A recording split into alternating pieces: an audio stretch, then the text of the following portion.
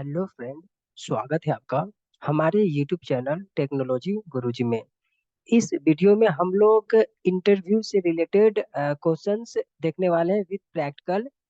ये आपका VVI interview questions है, क्योंकि ये एज ए फ्रेशर और एक्सपीरियंस क्वेश्चन पूछा जाता है कि कैन बी ओवरलोड कंस्ट्रक्टर। ये आपको इंटरव्यू में क्वेश्चन पूछे जाते हैं कि क्या हम लोग कंस्ट्रक्टर को ओवरलोड कर सकते हैं या नहीं। तो चलिए वीडियो को स्टार्ट करते हैं। अगर आपको इस तरह से क्वेश्चन पूछा जाए कि क्या हम लोग कंस्ट्रक्टर को ओवरलोड कर सकते हैं या नहीं, तो आपका सीधा आंसर होना चाहिए यस। अब इस चीज को मैं डिटेल्स में समझाने की कोशिश कर रहा हूँ और इसके बाद में प्रैक्टिकल से समझाऊंगा आपको, ठीक है। तो सिंपल आप समझो पहले कि ओवरलोड का मतलब क्या होता है। देखो, ओवरलोड का एक अलग ही टॉपिक है, वो हम लोग फुल डिटेल्स में पढ़ने वाले हैं, जिसमें हम लोग मेथड ओवरलोडिंग मेथड ओवरराइडिंग पढ़ेंगे, बहुत डिटेल्स में, ठीक है। अभी यहाँ सिंपल समझना ओवरलोड का मीनिंग क्या होता है कि मान लो कि ये मैं अभी कंस्ट्रक्टर यूज करने जा रहा हूँ। तो कंस्ट्रक्टर जब भी मैं यूज करूंगा, तो अगर कंस्ट्रक्टर का नेम एक से ज्यादा अगर मैंने कंस्ट्रक्टर यूज किया, तो उस कंस्ट्रक्टर का नेम और उसके अंदर में जो पैरामीटर पास करते हैं वो मतलब मतलब कंस्ट्रक्टर का जो भी आप नेम लोगे वो सेम होना चाहिए, और उसके अंदर में जो पैरामीटर पास करोगे वो डिफरेंट होना चाहिए। उसी को ओवरलोडिंग बोलते हैं। ओवरलोडिंग जैसे मेथड ओवरलोडिंग होता है, वैसे हम यहाँ पर कंस्ट्रक्टर ओवरलोडिंग भी बोल सकते हैं। जिस तरह से आप मेथड को ओवरलोड करते हो, उस तरह से हम लोग कंस्ट्रक्टर को ओवरलोड करेंगे, ठीक है।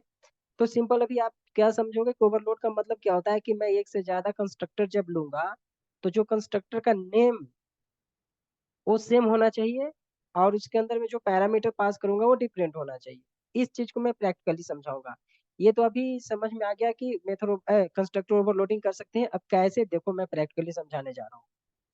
देखो मैंने अपना इक्लिप्स ओपन कर लिया। तो कंस्ट्रक्टर कैसे लिखते हैं? क्लास का name must be same as a constructor name. जो क्लास का मेरा नेम है उसको मैंने ऐसा दे दिया। अब यहाँ पर मैं ये क्या है, ये कौन सा कंस्ट्रक्टर, ये डिफॉल्ट कंस्ट्रक्टर है, ठीक है। इसको मैं डिफॉल्ट कंस्ट्रक्टर को आप जीरो आर्गुमेंट कंस्ट्रक्टर भी बोलते हो, है ना।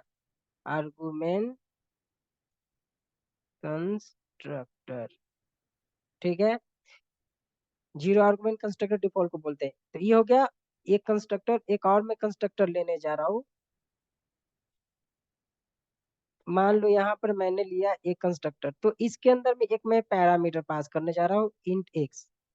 अब ये है आपका फर्स्ट आर्गुमेंट कंस्ट्रक्टर। अगर एक आपने पैरामीटर पास कर दिया तो फर्स्ट आर्गुमेंट कंस्ट्रक्टर बोलते हैं, ठीक है। अब बताओ, यहाँ पर मैंने दो कंस्ट्रक्टर यूज किया, ठीक है। तो मैंने ओवरलोडिंग का मतलब क्या हुआ, कंस्ट्रक्टर ओवरलोडिंग की कंस्ट्रक्टर का नेम सेम होना चाहिए।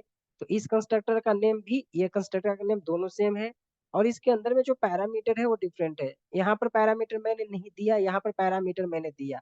तो पैरामीटर यहाँ पर क्या हो रहा है, डिफरेंट हो रहा है।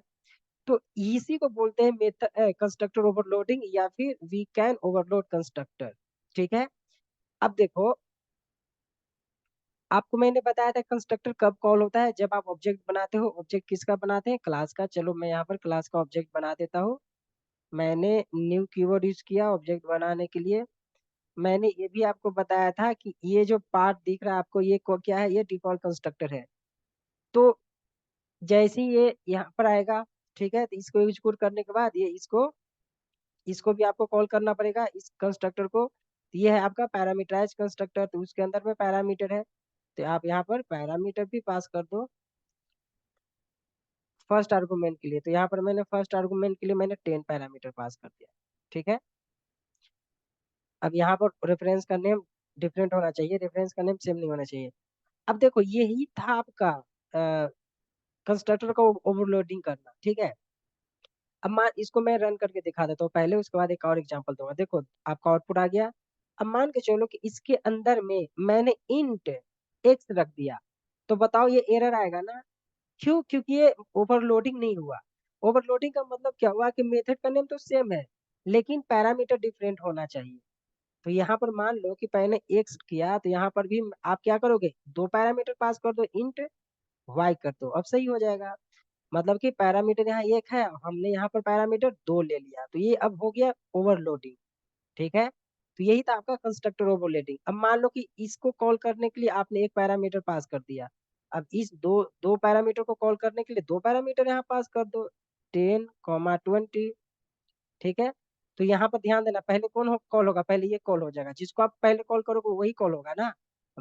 या फिर मैं इसको नीचे लिख देता हूँ वरना आप कंफ्यूज हो जाओगे। ठीक है, नीचे लिख दिया। ठीक है, अब इसको मैंने रन किया, अब आपका वन बाय वन आउटपुट आ जाएगा। देखो, zero argument constructor, first argument constructor. तो यही था आपका कंस्ट्रक्टर ओवरलोडिंग। तो आपको अगर इंटरव्यू में पूछा तो आप डेफिनेटली बता देना कि कंस्ट्रक्टर को हम ओवरलोड कर सकते हैं। इससे पहले आपको ओवरलोड का मीनिंग पता होना चाहिए। तो अब मैंने आपको ओवरलोड का मीनिंग भी बता दिया। और ये जो ओवरलोडिंग है, ओवर राइडिंग, ओवरलोडिंग, ये हम लोग डिटेल्स में, बहुत बड़ा वीडियो है वो पढ़ने वाले, मतलब लेक्चर एक अलग टॉपिक ही है। तो उसको हम वन बाय वन वीडियो में डिवाइड करके पढ़ने वाले हैं। जब मैं पॉलीमॉर्फिज्म बताऊंगा उसके अंदर में ही मेथड ओवरलोडिंग है, मेथड ओवर राइडिंग है। ठीक है, इस वीडियो में इतना ही, मिलते हैं नेक्स्ट वीडियो में। धन्यवाद।